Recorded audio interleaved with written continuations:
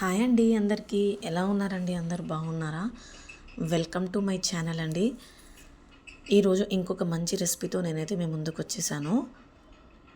అది dosa with mutton curry అండి, combination. వీడియోలోకి వెళ్ళే ముందు మీ అందరికైతే ఒక చిన్న రిక్వెస్ట్ అండి. ఎవరైతే నా ఛానల్ని ఫస్ట్ టైం చూస్తున్నారో ప్లీజ్ సబ్స్క్రైబ్ చేసుకోండి నా ఛానల్ని. మా బావ అయితే వచ్చాడండి, ఒక 3 days డ్యూటీ తర్వాత ఈరోజు అయితే వచ్చాడు. అయితే నేనైతే దోశ అయితే నానబెట్టాను నైట్. దోశ మీదికి ఎప్పటికీ రెగ్యులర్గా చేసే చట్నీ కాకుండా ఏదైనా వెరైటీగా చేయమని అడిగాడు మా బావ. అయితే నేనైతే చికెన్ ఆర్ మటన్తోనైతే బాగుంటుంది, తీసుకురమ్మని చెప్పాను. 1/2 kg మటన్ అయితే తీసుకొచ్చాడు. దాని ప్రాసెస్ అయితే చూద్దాము. ఫస్ట్ దోశని ఎలా నానబెట్టుకోవాలో చూడండి. అంటే అందరికీ తెలుసండి ప్రాసెస్, కానీ ఒక్కొక్కరికి ఒక్కొక్క విధంగా అయితే వస్తుంది కదా చేయడము. నేను ఎలా చేస్తానో మా పిల్లల కోసం అదైతే చూపెడతాను. ముందు రోజు మధ్యాహ్నమే నేనైతే ఒక 2 glasses బియ్యంకి 2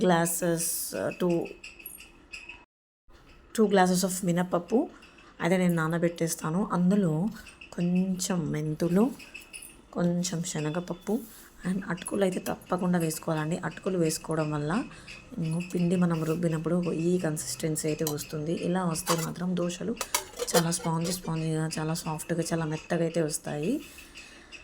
దాన్ని ఒక నైట్ అంతా ఫెర్మెంట్ అయితే చేసుకోవాలి, ఒక 8 hours. మార్నింగ్ లేవగానే దోశ చేసుకుంటే చాలా బాగుంటుంది. ఇప్పుడు మటన్ చేసుకున్న ప్రాసెస్లోకి అయితే వెళ్ళిపోదాము. మా బావ అయితే ఒక 1/2 kg మటన్ అయితే తెచ్చాడు. 1/2 kgలో దాన్ని బాగా క్లీన్ చేసి పసుపు, కారం, ఉప్పు, అల్లం, పెరుగు మటన్కి బాగా పట్టించాలి. కొంచెం ఆయిల్ కూడా వేసుకొని బాగా మ్యారినేట్ చేసుకోవాలి మటన్ని. మనము ఎంత ఎక్కువసేపు మ్యారినేట్ చేస్తే మటన్ అంత జ్యూసీగా ఉడుకుతుందండి.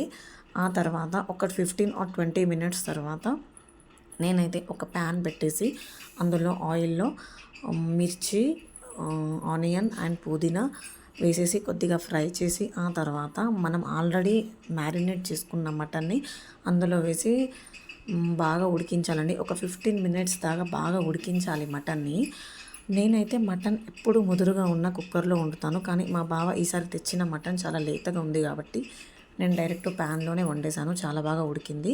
ఒక 15 minutes ఉడికినాక దాంట్లో సరిపడా వాటర్ అయితే వేసేయాలి. మటన్లో వాటర్ వేయకుంటే మటన్ అయితే ఉడకదు కదండి, తప్పకుండా వాటర్ అయితే వేయాలి. కొందరు ఫ్రై చేసుకుంటూ ఉంటారు, కానీ తప్పకుండా వాటర్ అయితే పోసుకోవాలి.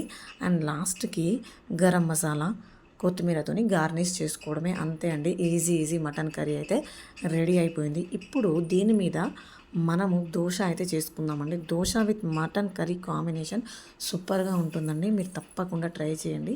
నార్మల్గా ఎప్పుడు తినే చట్నీ, టమాటా చట్నీ కాకుండా ఇలా ట్రై చేయండి, బాగుంటుంది. మీకు కూడా నచ్చుతుందని అనుకుంటున్నాను.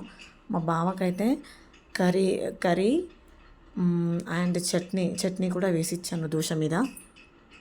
ఇప్పుడు మా బావకైతే ఇస్తున్నాను, ఏమంటున్నాడో చూడండి. ఇప్పుడు మా బావకైతే ఇస్తున్నాను.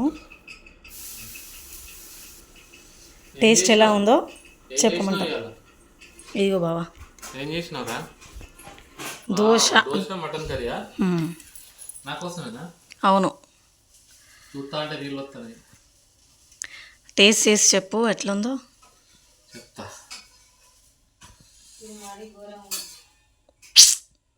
తిను.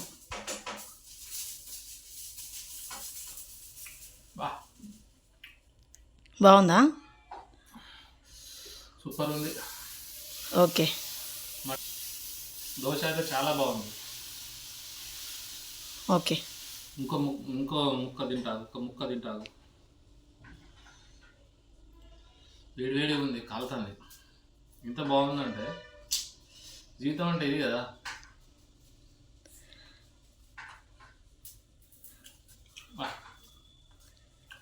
ఓకే బావా.